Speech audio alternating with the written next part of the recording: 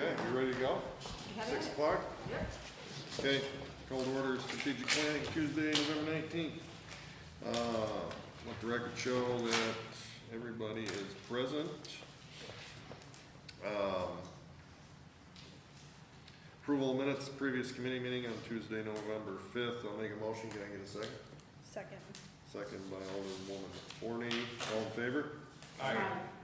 Unfinished business, we have none. New referrals for consideration, solar moratorium extension. Is that you, Mayor? Yeah, we have Carrie here who speaks on that, so. Sure. Whatever you Come want on to do down. here. Price is right.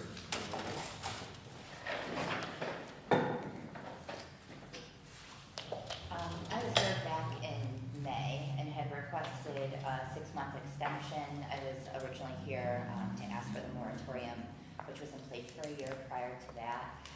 Ultimately, we have not had a lot of chance to work on this. We're just, now getting a city attorney on board. The comprehensive development plan is not yet adopted. It's in process to get that through. We have yet to hear back about the potential award for the zoning code update. That is expected to be announced anytime this month or hopefully sometime in December. So ultimately, I haven't had a chance to do much work on this. One thing I'd like to know and to really take into consideration is that this is just addressing the large-scale solar. There have been residents, there's been commercial activity where the panels have gone on roofs. Solar epoxy is an example of one that has finished that process. So ultimately, I would request another 6-month extension to allow time for that. So that way, there are no large-scale solar projects that eat up our vacant industrial, or ultimately it could be commercial land. We have projects in the comprehensive development plan where, we have a vision for certain parcels, however, we don't have control of them. This would help in some manner that they're not used for a use that would not be cohesive to the property, the owners, or the city's tax base. Anybody got any comments or questions? Bernie?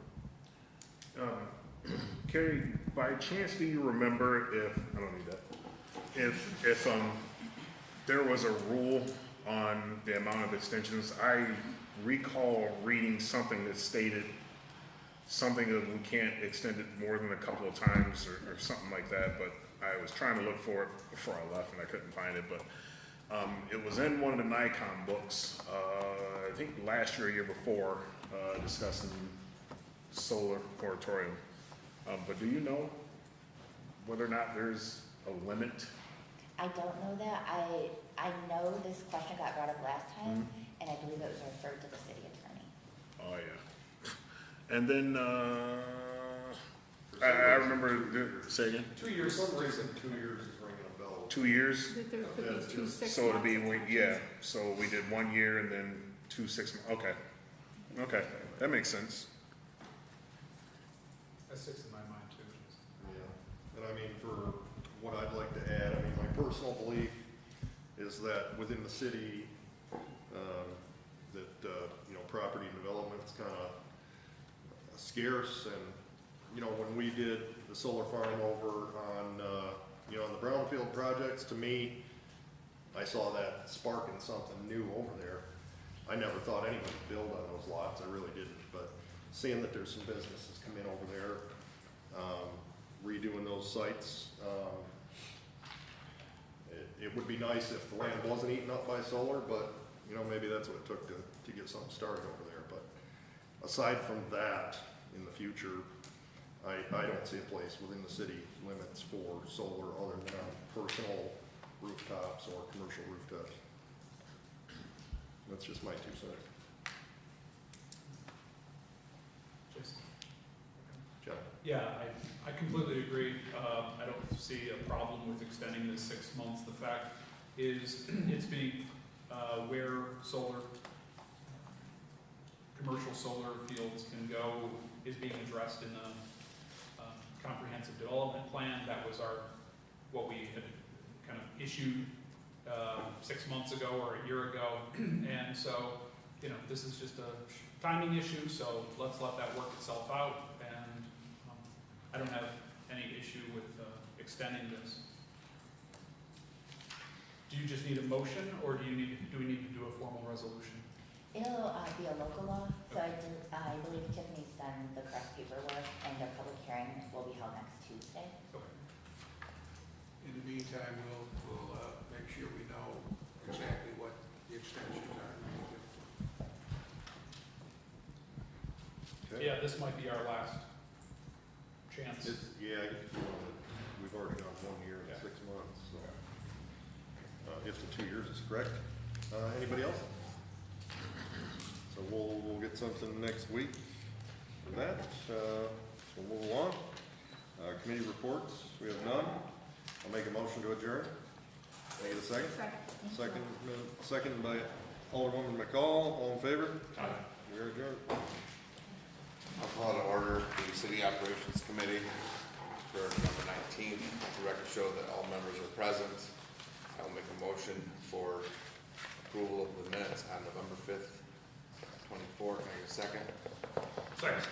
Seconded by Alderman Crawford. All those in favor? Aye. Opposed? Under unfinished business, right-of-way discussion. Ben is here, and him and I have met. Well, Jason and I have met with him once, then Ben and I met, so about 3 meetings. So making headway and trying to hone in on some stuff to simplify permitting process, and we are still waiting for the clarification on some of the right-of-way easements, correct, Ben? The definitions. He did reach out to, did you reach out to Wade, or was it? Reached out to NICOM, definition of the right of way is complicated.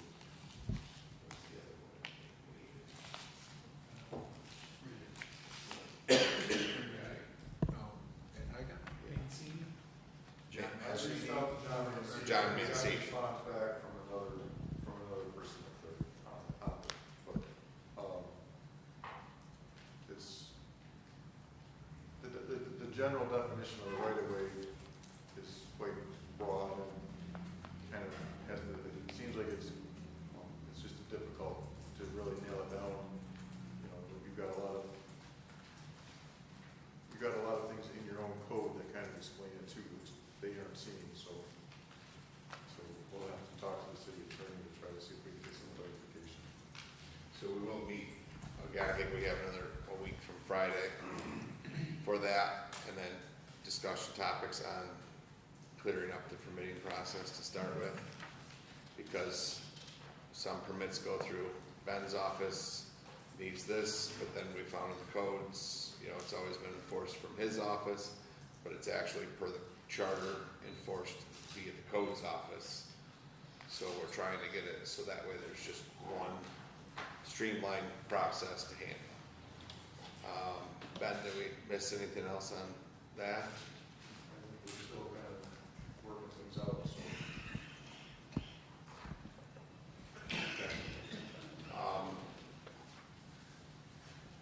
So we'll keep you updated on that. Under the unfinished business with the paid parking discussion, we,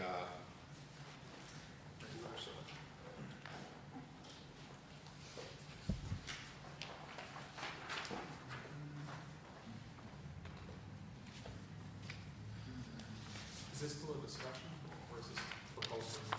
no, this is just discussion. We were supposed to have this, cost analysis. Oh, that's right. Yeah, last time we talked about this, it was suggested that the alderman get back with their feelings or ideas to me, and also somebody asked for a cost analysis, so Glenn's put this together, and Glenn's will be off for a few weeks. He had surgery today, everything went well. So this is for a grade 6 parking enforcement officer, and this would be the cost analyst that he put up for the wages and benefits. And then below is, and we went by the numbers that we had over the years, so I think the potential, this is a very, very low estimate of what I think our potential is, and we can, would get in parking violations, so. Do you have an extra copy? Oh, I'm sorry, Jim. I'm sorry. Yeah, this is nothing that we really have to discuss further tonight. I wanted you to take this and, analyze it and get back to me with your thoughts. So, yeah, since we just got this, we'll do is just make, John, we gotta make a motion to table it for 2 weeks or so? No, it's just a discussion. Okay, Yep. Tiffany, can you just table it for 2 weeks? Okay, thank you. Under new referrals for consideration, the maintenance of shared use paths. Dave, you asked some questions last week. Yeah, I just brought it up 2 weeks ago and I was referring to, can't remember what his name was it Petruzzi that was here complaining of 8-foot sidewalk in front of his house now versus the 4-foot sidewalk that he had before. And I kind of agreed with him. I don't think the city should be making the resident property owners maintain 8 feet of sidewalk, and a normal sidewalk in our residential districts, I think, is only 3 feet wide. So I was just couldn't see if there's, and I think you said there was some law in the books already that you only have to maintain 4 feet of it. Only in general commercial and city center if the sidewalk extends all the way to the roadway. Oh, can you say that again? Sorry.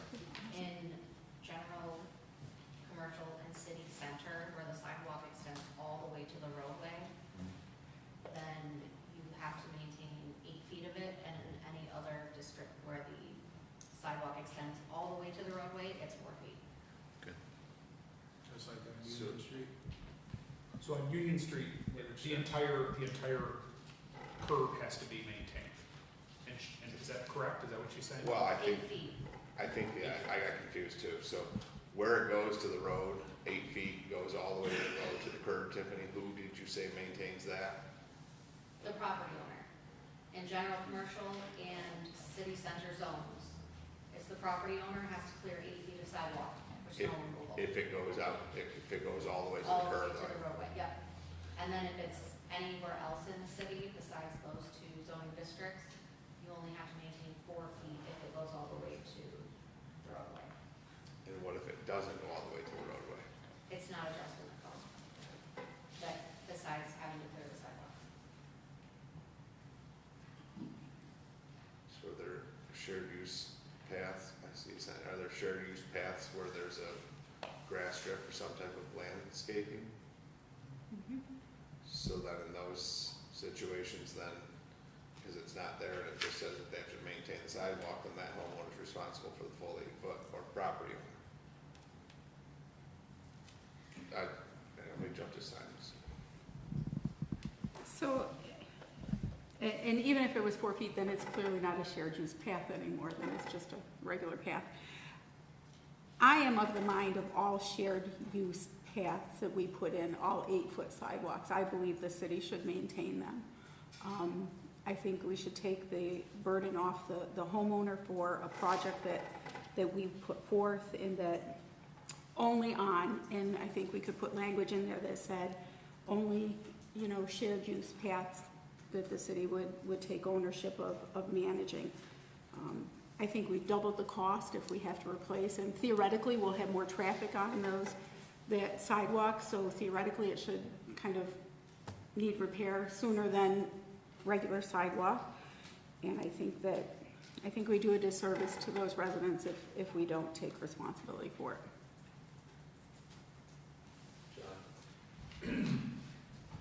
Thank you. So, you know, as really, I know we, to varying degrees, all support the idea of having, you know, safe walking routes and bike routes, and shared use paths are very, very effective. I'm a huge supporter of that. Like Sonia, I do believe that it is in the best interest of the city to maintain those shared use paths. And my suggestion, you know, we talk about it all the time, it's a quality of life issue. We put in these large scale projects, we put in these pathways, you know, and we're really doing a very successful job connecting them around the city for our community to use. And I think that we should build out or draw up a shared use path policy. So we specify who maintains what.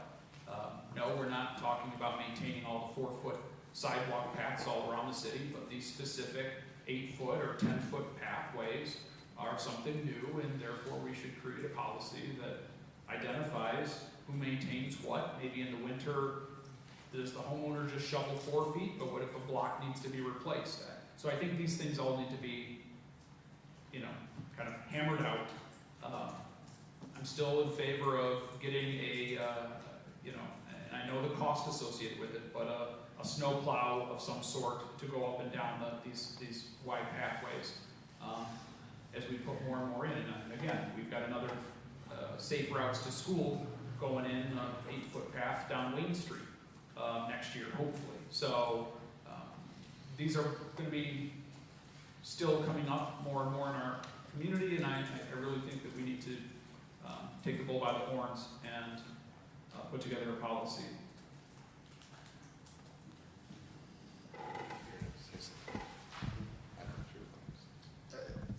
Go ahead, Vern. I'm not in this committee, but I wanted to share my opinion. The shared youth path, I'm all in favor of them being around the city. I think it's a great idea to connect all of the town or the city's communities and stuff like that together, you know, provide a spot for kids and adults and everything to be able to use their bikes, their scooters, walk, and so forth. I have a lot of experience on them, you know, when I go out west, and I utilize those paths all the time. But the difference there is that you're in a desert, so a lot of that is just sand, and when they get to monsoon, that cleans out the road. We're up north where we have, you know, we have the potential for ice, we have the potential for snow and things of that nature. So my thought process is that maybe we should look into something where we could adopt or purchase a 4-wheeler.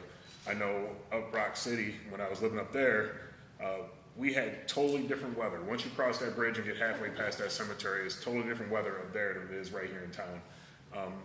We would have snow. I would get up in the morning, I would plow the whole 9 yards, and I had a lot of driveway to plow. I did it on a daily basis at least twice, and I come into town and I'm literally walking. There's no snow whatsoever. So when I look at it that way, that plow lasted for years. I think that would be a good investment for the city. You put a plow on, you get whatever type of blades that you need to protect the sidewalk where it doesn't dig in and destroy it. And we can send one employee down and plow whatever sections that qualify as shared use. I felt the same way about the Allegheny Trail. I believe we should provide maintenance down there. We've been good about it the past 2 years, thanks, Mayor. But I think when it comes to shared use paths, if there's something that the city has created, we've thrown this project in, we've widened the sidewalk, we've put this burden on the city residents, despite the law or the rule or the ordinance stating 4 feet for those areas, there's gonna be some resident somewhere in one of these zones is gonna have an 8-foot section they're responsible for. Someone, we can't think of it because, you know, we're trying to visualize it, but someone out there is gonna fall into this and they're gonna be screwed and have to do 8 feet. I think we should take on that burden. That's the least that we can do. So that's just my 2 cents. But I'm in agreement. I believe if, you know, this is something we've created and we chose to do, you know, people haven't really stood up and said anything against it in this manner when we were proposing things, but, you know, not a lot of people have the ability or know when to come down here, and they can't come down here every week and see what we got going on. I know if I had 8 foot in front of my house, I would maintain it when I did the sidewalk, the whole width, and probably because I'd be concerned whoever's tasked with doing it might tear up my lawn, so there's gonna be that piece too, if you get into it. If someone's not careful, someone will be complaining that we've damaged your property. So think about that as we come up with a solution. Aside from that, as far as the cost of the sidewalk, probably even more so than the maintenance.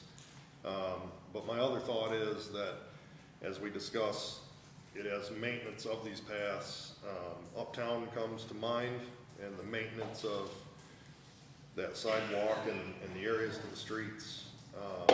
You know, right now, also the places where weeds grow in the bricks and in the cracks and things, when you get deep into summer, it starts to look kind of unkept, and the business owners or whoever has frontage don't tend to take onus on. I mean, if I had a business, I'd want it to look perfect in front of my business, but that doesn't seem to happen. So maybe it needs to be an all-season thought about how we can make our city look better. This is what I had, because I was thinking about the plow aspect, and I think it's Olean. Maybe it's another township. I've seen them where they have the little brushes that run in reverse. And, I mean, that's a great alternative instead of using a plow or anything with a rubber blade and having to replace the rubber and things like that. I mean, there's technology out there. You know, there's things out there that we can utilize that I think that would help protect our investment, right? So, To answer your question, it's Olean with that vent track down at parks, they've used the broom, the blower, and they have a plow for it. okay, So it just depends on the type of snow. okay, yeah, To answer. Werner, are you good? I'm good. I just wanted that. Yeah, I was good. You clarified the different options out there, and along with, as we evaluate and draft the policy, maybe we could commission or request the mayor and fleet to make a recommendation on what would be needed. So they can look at all of the different options that are out there, whether it's a four-wheeler or a side-by-side or whatever. There are some little vehicles that I see that've got a hood on it, and in some communities, right? And you know, so there's options out there. Obviously, when it breaks down, our crew has to fix it. You know, it has to be somebody with streets or whatever. So maybe fleet would be a good place to make a recommendation on what would be needed. Well, it could possibly look at, because there's that pending purchase of the side-by-side. So I don't know if you could add a plow onto that, Mayor, when you're discussing it. Dave? Yeah, just gonna add, that was important, brought that up, it was a good idea, because when I used to work at the DOT for the rest areas that they, off of I-86, there was a John Deere all-terrain vehicle with the cap over the top, it had a heater in it, and it used all the attachments, it had a plow, it had the broom and the blower, and they used the broom the most to protect the sidewalks. But that was only short distance plowing, I don't know how many miles the city's got with these 8-foot sidewalks, but that was what they used, and it did a great job. And they had an attachment on the back where it could spread salt too, if needed. I think that we should possibly look at, like, you know, you're saying, everybody's saying 8 feet or whatever, but there's been different widths. I mean, anything that's in salt wider than the standard 4 foot should probably fall under this. Because, you know, with one cost cutting savings, it went from 10 to an 8, so, you know, don't wanna have the argument down the road if that's 10 or that's 7. So if you just say anything wider than the standard 4 feet, could be a way to capture them all, because even if it's a 6 feet. But the shared use path, what are we talking? We're talking State Street in front of this building, going down towards the bridge, and we're talking about South Union Street, going all the way down to the bridge on one side, so. And then down around around Main Street to the hospital, correct? That's all part of that? Is that, I don't think that is. It's an 8-foot path. Is that the shared use path we're considering? I mean, That was put in as part of the shared use. that is System. part of it. Okay, well, there you go. Then, But also there's a pathway behind JCC, isn't that? is it JCC's property or is that, And I don't know who owns That- that pathway. I we thought just connect to it, so. we put it in though, didn't we?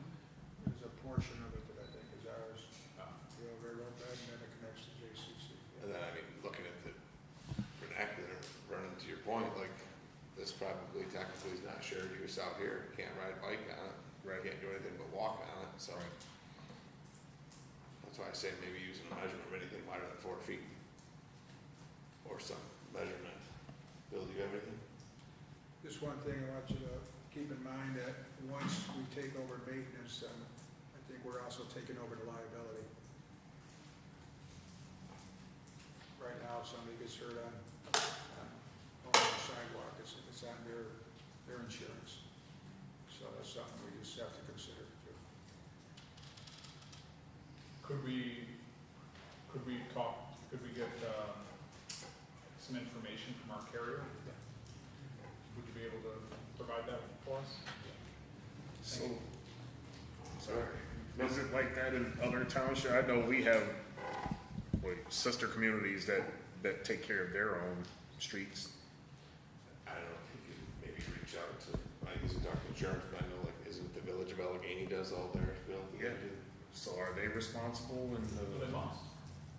with college kids walking down potentially, you know what I mean? All of the things that you normally think of when you say, oh my God, this can happen, but, Well, I mean, I know my wife is from Friendship, and they went through and did they plowed all the sidewalks in the village.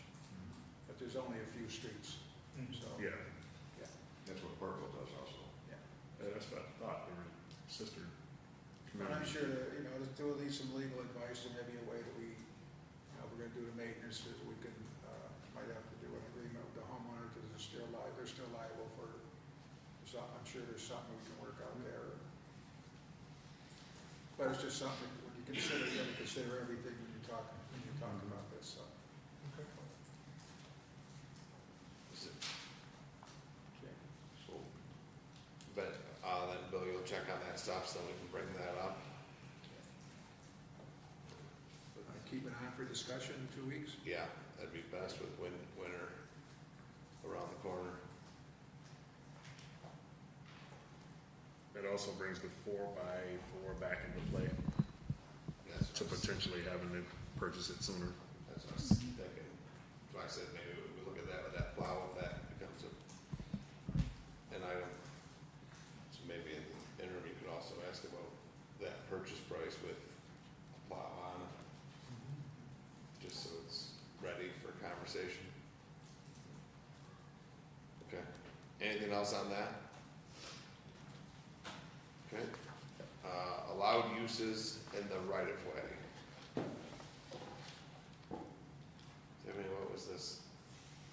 This was, because of the benches and the concrete, Yeah, we talked about, we had mentioned. and Ben and I briefly touched on that in our meeting, where my question was, is that city code states that basically no portion of a city right-of-way or subway should be paved, and no permanent fixtures should be placed in the right-of-way.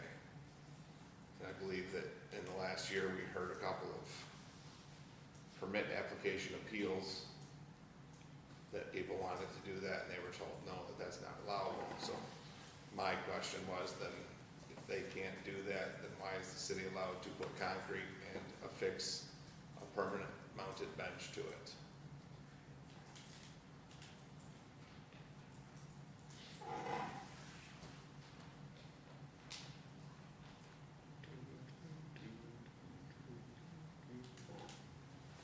I don't have an answer. So then how can we get an answer?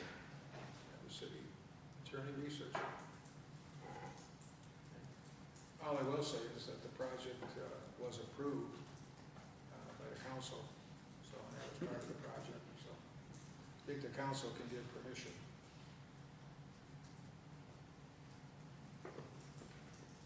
So you're saying maybe we need to adjust the language as it's written to give the city that scope to be able to do it? Because right now, it looks like it precludes it. And so you're looking to have what we do be what's written. Yeah, it should be. It's good for the goose, it better be good for the gander. And we can say that the council approved the project, then those are pretty in-depth, detailed drawings that go the length of a road. So then perhaps anything that's outside the regulations then should be highlighted and brought up, so that way the council knows that possibly they're voting on something that does that. I know, and speaking of I projects, just 1 second, John. Speaking of project stuff, I did question Ben because code also states that sidewalks are 4 inches thick. I believe that they're currently using 3.5-inch forms, and they're going across the driveway, which code states is 6 inches thick. So there again, that's outside the bounds of what the code currently states, and then that brings us up to that same conversation that we just had, that when the weight of vehicles are going over that and that breaks, now they're gonna have sidewalk to fix, and it was outside of that, so that brings up that whole topic. So, John? I mean, what sticks in my head, JR, and, I mean, we can obviously do some further research offline, but, I thought that municipalities are allowed to do, not only can they do work in their right of way, but they also can do improvements to the right of way, as long as it's for public use. And so, I mean, the same logic that city employees do work in the city right of way all the time. But if you or I need to do work in the right of way, we need to obtain a permit. So I guess I would need to see, we need to see it either way. Like, And to your point there, that's something that Ben and I have talked. Technically, no, you do not need a right-of-way permit if you're just doing maintenance. You need one if you are doing some type of excavation. So there is some language that's being flushed out, like, through that. Like I said, that was stuff that we discussed. In the code, the charter states that the right-of-way, the city has an easement for the use of utilities and public transportation, for people walking. So, I mean, you could argue that you're not really transporting or moving if you're just sitting on a bench. So again, there's gonna be some, The other way too. yeah, we could argue it. We could also argue that, it's a permanently fixed structured thing or a fixed permanent thing in the right of way. So, I mean, then if that's the case, you're saying that the city can build a stone wall in the right of way, but I can't. So I guess then we need some clarification. Vernon?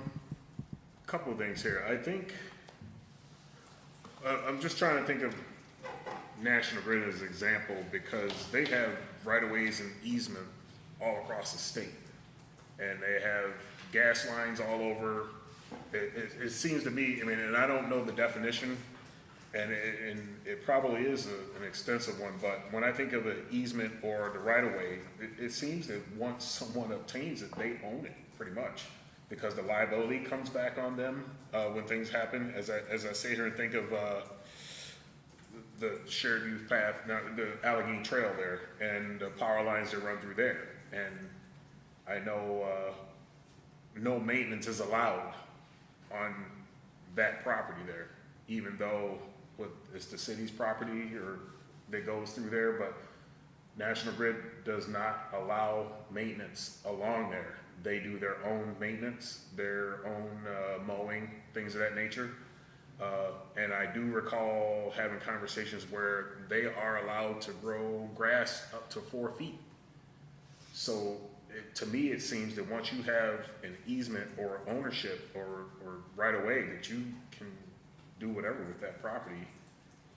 So, and that's where I kind of differ on the thing where with the bench, that maybe the bench being in the subway may be no different than a street sign or these trees or any other plumbing that goes underneath the ground, that once it's there, that right of way is there, that easement is there, they have that ownership to be able to do it. That's just my thought processes on. So you said the right of way that you just talked about, National Grid has the liability? Yes, because if I'm not mistaken, they do. So then that doesn't ring true to the same thing because we just established that the homeowner has the liability. So that's, so, but what you're in the right of way, so to your point, if they have the right of way and the easement and they're the liability, then how does the homeowner have it for the icy sidewalk? Yeah, I don't know, it might be different for organizations versus residential. I mean, that part I don't know.